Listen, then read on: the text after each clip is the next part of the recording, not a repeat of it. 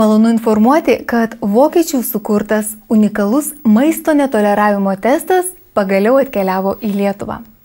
Pagal imuniteto reakciją į 600 produktų medikai pateikia rekomendacijas. Pasidarius šį testą žmonės gali išvengti kai kurių alergijų, odos ligų ir virškinamojo trakto sutrikimų. Mes dalyvavome šio testo pristatyme medikams ir Lietuvos gydytojų klausėme, kaipgi jis veikia. Netrukus susipažinsite su vieninteliu ir unikaliu testu, kuris leidžia ištirti tikrąją susirgimo priežastį. Natūralios medicinos centras Gera sveikata šalies medikams surengė konferenciją, kurioje pristatė unikalų maisto netoleravimo testą ImuPro 300. Visame pasaulyje šiuo testu yra ištirta 60 000 žmonių 32 pasaulio šalyse.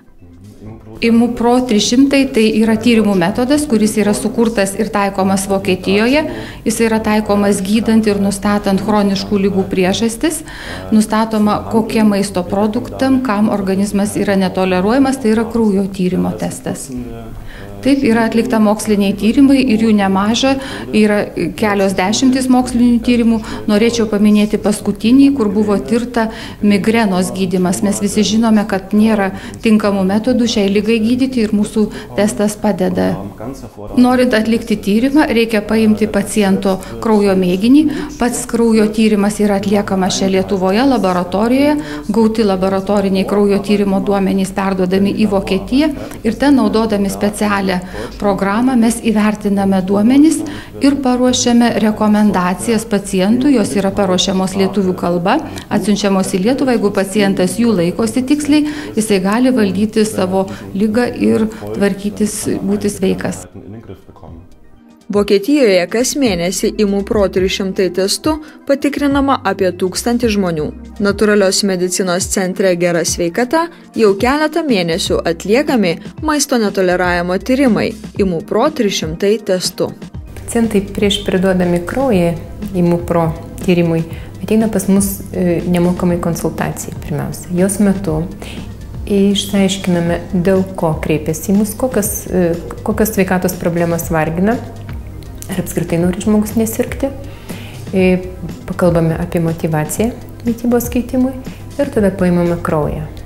Nedaug jo paimame ir fotospektriniu metodu testuojamos imuninės sistemos reakcijos į 273 maisto produktus ir jų papildus. Kraujo tyrimo kontrolė atlikama Vokietijoje, mes gauname mūsų tyrimo patvirtinimus tą pačią dieną arba kitą dieną, arba dar kitą dieną priklausomai nuo jų krūvio Vokietijoje.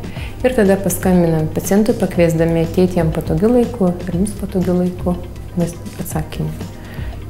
Ir tada mes sudarome mitybos planą.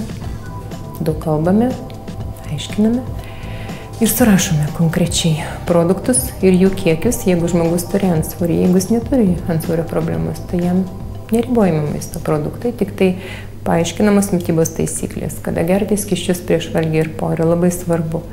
Negalima valgant gerti ir atskiesti ir virškinimas sulčių ir produktų derinimas taipogi labai svarbus. Imuninė sistema turėtų mus ginti, tačiau jei ji kasdien priversta gaminti daug su alergenais ar dirgikliais kovojančių antikūnių, po kurio laiko ji gali nusilpti. Ypač imuninė sistemai sunku, jei dirgiklis yra kažkoks maisto produktas, kurį valgome kasdien.